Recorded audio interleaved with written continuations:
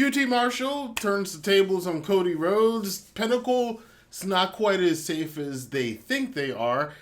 And we got a crazy main event involving arcade cabinets.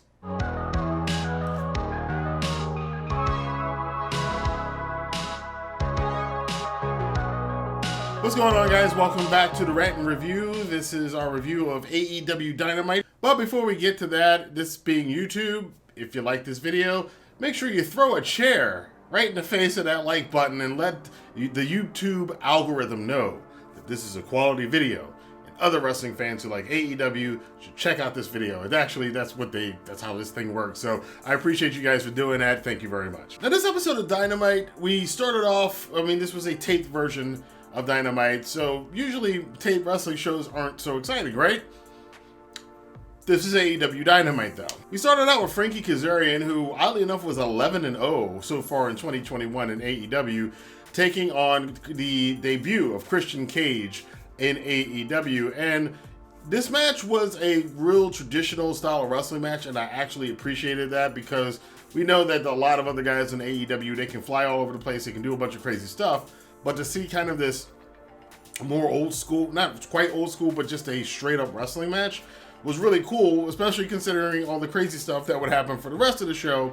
This was just a straight up wrestling match, and it was a very competitive wrestling match between two of the best veterans in the sport right now. Bunch of interesting near falls, but at the end of the day, it was Christian Cage picking up his first win, ending Frankie Kazarian's undefeated streak in 2021.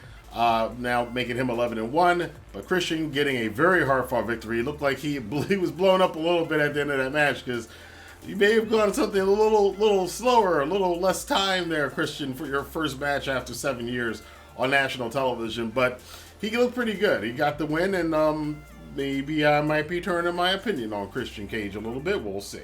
We got a bunch of promos that came through. Team Taz is still having problems between Ricky and Brian Cage. That's just going to keep going. I wonder if Brian Cage and Christian Cage are going to become a tag team. You know they're going to do that at some point. Jade showed how swole she was and called Red Velvet a bitch. You can call herself a bitch, and then she called the cameraman a bitch. She called us bitches. Everybody just a bitch when it comes to Jade, but Jade is the most ratchet wrestler. Is that even a term anymore? She's pretty ratchet. She is the most ratchet wrestler in the business right now. That title's been passed around a lot. I remember Sasha Banks used to have it, but Sasha was not ratchet. Jade is ratchet. Darby Allin had another one of his amazing cinematography classes with his promo cut on Matt Hardy, because as I suspected last week, that is going to be the feud going forward for the TNT Championship. Darby and Matt Hardy should be pretty good. This segment, and I said it on Twitter, was well done by Darby Allin. He edits these things. He comes up with the concepts and stuff. I won't be surprised if Darby Allin winds up in Hollywood someday. And if it does happen, you shouldn't be surprised either, because the kid's got talent when it comes to this stuff. And then, Jon Moxley's promo, it made me feel a certain kind of way, and I'm going to tell you why. Mox went on about Cesar Bononi, and who's this really big dude. We've seen him before. He took on Hangman Page, I think, a week or two ago. Guy's very intimidating looking, and Moxley was singing the praises. He's like, AEW management wants me to take on this guy, and they can make a lot of money off of him, and he's got a good look, and he's a big, tall guy. But what good is it going to do if I kill him? Moxley is so... Anybody who's still going on about, he was better as Dean Ambrose, he should be back in WWE. I think we've disproven that. I don't hope and nobody's still saying that garbage, because Jon Moxley is so great at what he's doing right now. I just love it. So this followed up with a match between Mox and Cesar. Right, and Namath is at ringside. So now, there's little groups everywhere. They're like factions all over the place. They have more factions in AEW right now than New Japan has. And New Japan has too many factions. But everybody's buddied up. I don't mind that too much, because it would make sense that some people have friends. But I think the tendency for a lot of wrestling fans is that we have to keep track of all the factions, and you really don't have to keep track of all the factions. They can just have all these minor factions going around all over the place. We'll get into that in a little bit. And it doesn't bother me. It gives more screen time to some of these guys. A lot of these guys are people you don't know. So it's the same thing with the women. So the more time they can share with other acts that are already over, you can kind of get the audience more familiar with who all these people are, because they're constantly bringing in new people every week. Mox eventually got the win. Of course, he basically blew everybody out here, hit the paradigm shift. At one point, it looked like he was actually going to choke out Cesar. Like, that guy's got some good selling on him, because I was a little worried right there. I was like, he looks like he's actually going out. I don't know, Mox, you might want to ease up on that reverse chin, or on that choke right there, but hey, it's all good. And then we were just off to the races with something else, and this is probably my favorite part of the entire show. So Pinnacle is out here, and they're in their own little dressing room, which apparently used to be Chris Jericho's dressing room, so there you go. And what they wind up doing is MJF is sitting there, and he's telling everybody, hey, I got these gifts for you, because he said he was going to get them gifts last week. And we're going to have designer outfits, and we got a tailor, and we're going to redecorate this office, which basically was an office, the dressing room. And then he goes, yeah, we're going to get this office smell out of this bathroom. He opens the door. This is the greatest reveal of the week. He opens the door, and standing behind it is Jericho, Sammy Guevara, and Proud and Powerful Santana or Ortiz, just looking like they were a freaking gang in his closet. And MJF just promptly closes the door and goes, we need to go right now. And they go, this was so well done. Then he goes to the other door, and he opens it up, and there's creepy ass looking Jake Hager on the other side, and then just craziness just ensues. Like, the inner circle is literally like beating the living snot out of, and every single member of Pinnacle got their moment of getting their butt whooped by all the guys in the inner circle. You had Wardlow being put through a table by Hagar, the massage table, and then Hager said, don't touch him. And you got the FTR got busted up, one thrown into an ice bath, the other one got busted up. And I don't know if that was a callback to Tully Blanchard, that they, I think it was Santana, took the jagged edge of a broken chair and hit one of FTR over the head with it, because, and the reason I say that is because if us old school fans know, one of Tully Blanchard's most infamous moments was in that I Quit match with Magnum TA at Starrcade 85, and the conclusion of that match, and the fans today still don't believe me when I say this is what was the finish of the match. The finish of the match was Magnum TA taking a jagged piece of a chair and jamming it into Tully Blanchard's forehead to make him say I quit. Still one of the greatest endings, one of the greatest finishes to a match ever. But I wonder if that was a little bit of a callback. I caught that. I don't know if anybody else did. I'm sure Tony Khan, he's a bigger wrestling encyclopedia than my crazy ass is, so I'm sure he knew, put that little Easter egg in there for old school fans like myself. It ends up with Jericho beating the crap out of MJF. Base throws him through. Well, first he puts his face in the toilet, which was awesome, and then he threw him. Tony Schiavone's just gleeful as hell on the commentary, by the way. And then he throws him through the glass of a vending machine.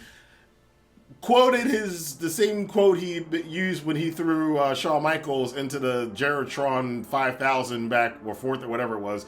Back, was that almost 10 years ago? Over 10 years ago on Raw, when he threw Shawn Michaels through, and they tried to use that to explain the fact that Shawn Michaels has googly eye, but that was very well done.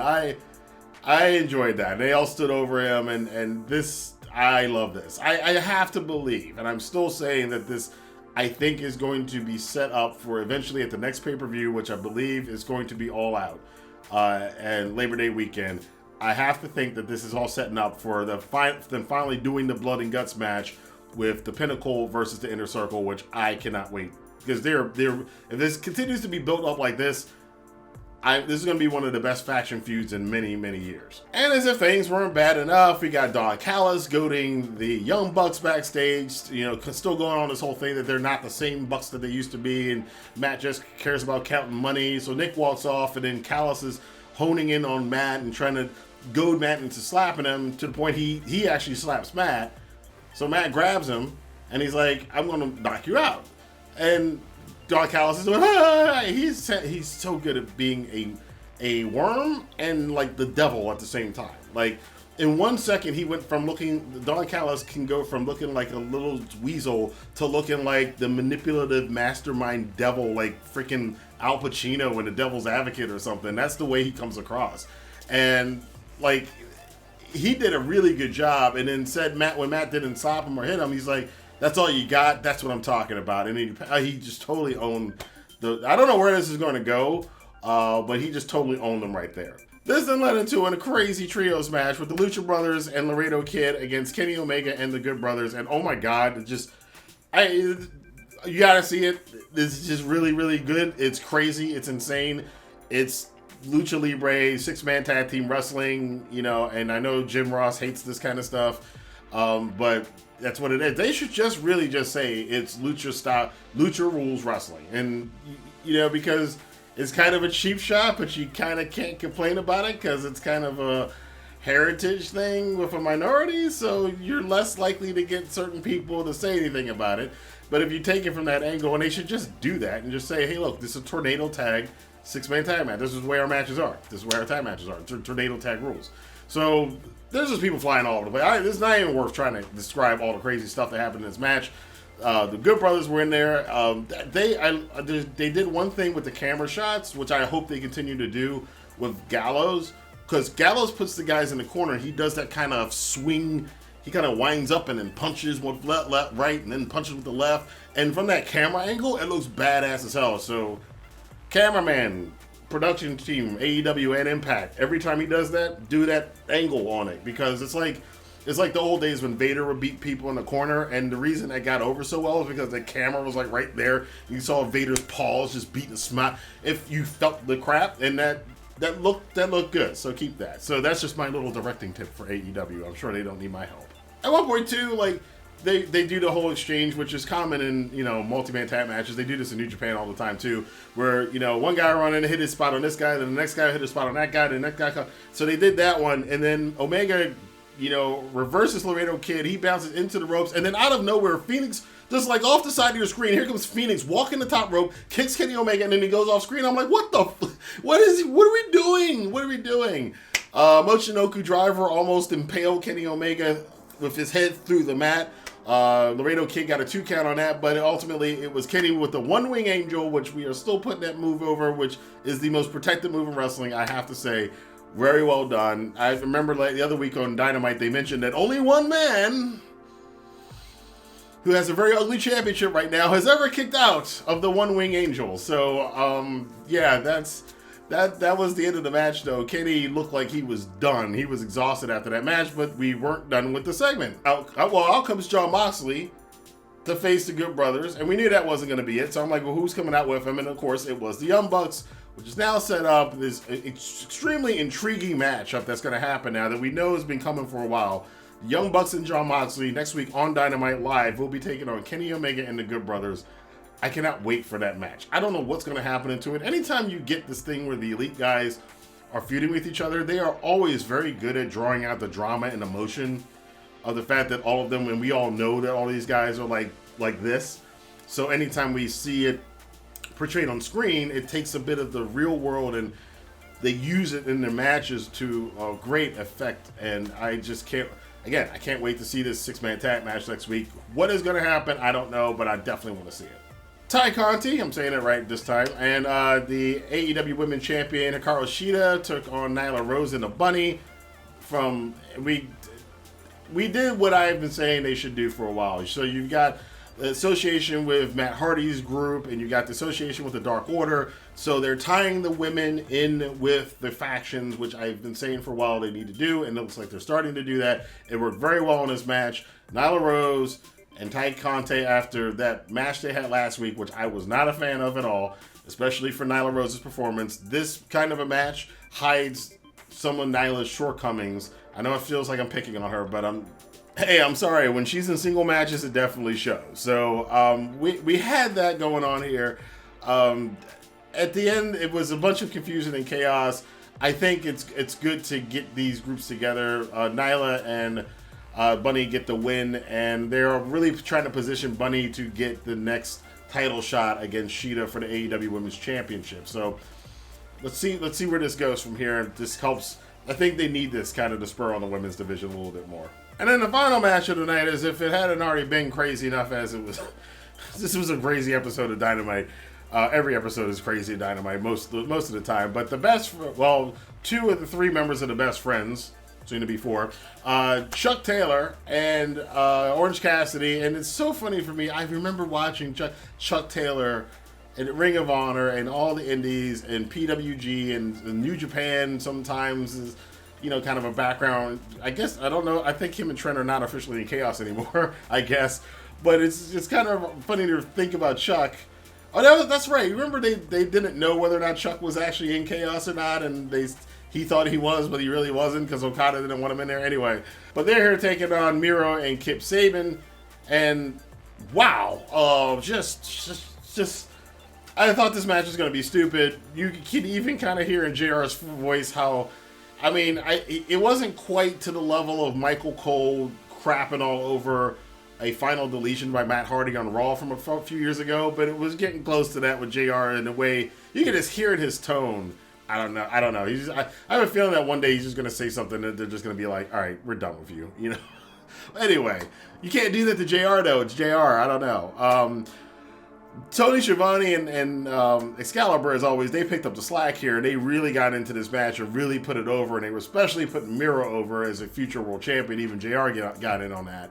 But there's, again, another match where there's just so many crazy spots going on. Orange Cassidy going through walls. People going through cabinets. They had Mortal Kombat 1 and Mortal Kombat 2 cabinet there. Even Tony Schiavone popped for that. I did too.